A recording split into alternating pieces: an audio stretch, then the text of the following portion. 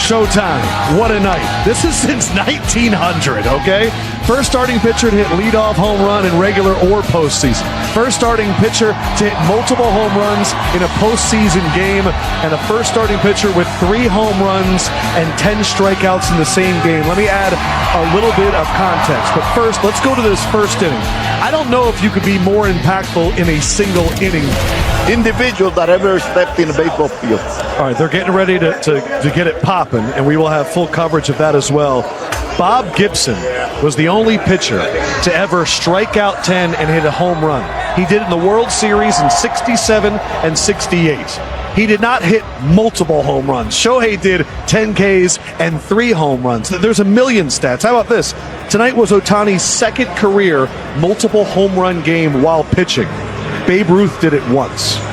I mean, we're talking Bob Gibson, we're talking Babe Ruth, and now Shohei Ohtani. You know, it's crazy. You hear these stats of Babe be like this out of the stadium, and everyone's going to have something to talk about because they've witnessed it, and you'll be able to play it back on repeat to show them. The Dodgers will put a plaque where that ball hit. 469 feet, that second home run. Ohtani hit over 1,300 feet of home runs tonight, Jimmy Rollins. Each of them as impressive as the last. That's a lot of home runs, and, you know, you guys have brought us some great points. Pedro talked about DNA. I don't think he has DNA. I think we found him on another planet, and we injected him with some alien juice, and they put him in a form of a human named Shohei Ohtani. And there are guys that have changed the game, and we hear about it in other sports. Jordan, LeBron, Wilt Chamberlain. Yeah. Bob Gibson. What happened? He was so good they had to lower the mound. Shohei, he has his own rule. You can pitch and be a DH. That way, when you're done pitching, we still want you in the game. That's how special he is. You're talking about 1,300 feet of home runs. Man, only one guy can do that. Yeah. Actually, 2 guys. One of them isn't playing it. The other guy's already fishing somewhere. Yes. But the guy that we're watching now and what we're seeing is special. So I hope that everybody out there is really taking this in, because this is a generational player. You say these guys come around once in a lifetime. I'm glad he's here in our lifetime. Can we take another look at the 469-foot Ding Dong Johnson? Because that one, I felt like the stadium was taking everything he does to the next level and beyond. It's like Ohtani's hanging the standard so high that most of us are going to have to take a plane to get there. So I don't have enough words to describe how impressed I am with the way Ohtani has handled not only in the field but off the field, his physical body to actually be able to do those things that he's doing. It's impressive. I would love to sneak in and see his routine. Just watch him work. Oh my God! It doesn't come across my mind how this guy probably prepared to do all these things that he does at such a high level. To see your former teammate leading this group of guys, Dave Roberts. I'm full of pride, and I'm so grateful for him, and I'm so happy to see him do this. If there is someone that could probably tell you, I don't want to give anybody any lead or anything in this game, is Dave Roberts, because he became part of history and he made us champions to all of us after 86 years waiting in Boston. The Dodgers are the first team since the Phillies in 2009 to win a World Series and make it back. We have not had back-to-back champions in this sport in 25 years, the longest of the 4 major sports. You know how tough it is. You got back to that mountaintop. You fought against the Yankees to win. They're in this situation now. What is in store for them, whether it is the Mariners or the Blue Jays? I think they have a pretty good chance. I mean, this team is so good on all levels, the way their pitching is going right now. But when you get there, you're not thinking about, honestly, winning back-to-back, because you have to win game 1, and then game 2, and then a third, then a fourth. That's all you're really thinking about. And then when it's over, either you got the job done or you didn't.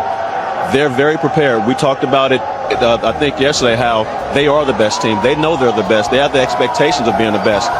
They seem to gloat with that. Like, we want to show you that we're the best right now, but we want you to talk about us when you talk about the greats, this run that we're on. When you mention the Yankees of the early 1900s and all those other generational teams in other sports, you have to talk about the Los Angeles Dodgers and what they're doing right now with this squad, with Shohei, the best player. And not only that, everybody else chips in. It's not like they just ride him off to the sunset.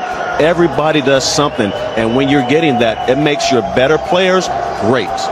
And it's amazing to watch that this team we had Kershaw up here talking about the pitching, the bullpen, and this rotation. One of the things that's always a worry when you win this early, you're going to have some time off, and it could possibly cool the bats off.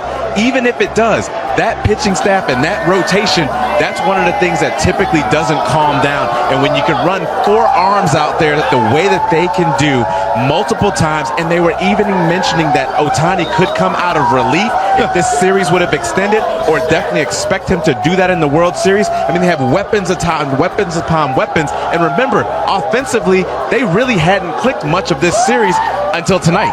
And tonight, the top 3 of the lineup, the top 4 of the lineup got it going. Prior to that, it was the bottom 4 or 5 of the lineup. So even if the offense gets a little cool, like you can sometimes see with a lot of time off, those arms are going to step up in a big way. Ohtani came into this game batting 2 for 11 in the series.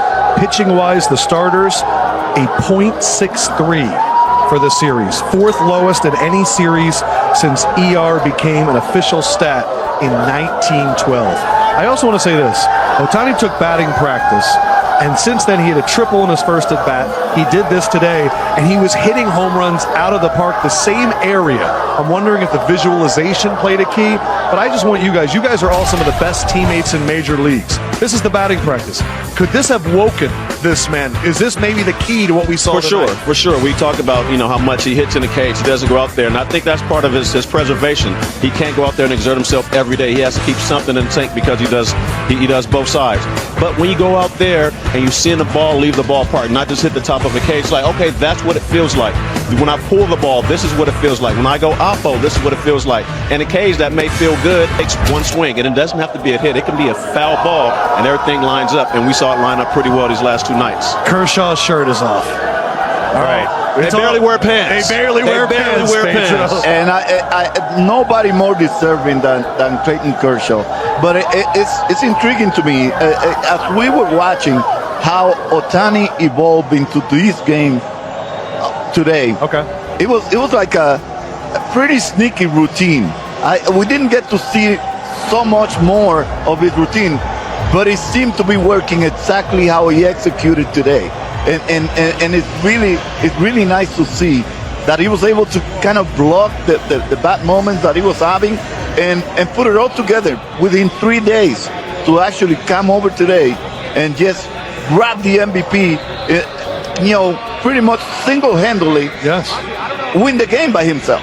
It is amazing. That's why I think it's so intriguing to see how Ohtani prepares, because everything he did seemed to come into play today, including that hitting BP outside. He never asked for that, and he did it. So he probably knows himself even better than people have seen. I think what's pretty special, too, is he's on the podium with Shohei. This is about my team. He gets up there, we're watching him celebrate in the locker room. He's the one going up to other guys and pouring the beers over their head. He never seems like he's too big for the game, even though he is the biggest in the game. Well, he definitely wanted to make sure everybody has some sake, too. You got to make sure everybody's enjoying that.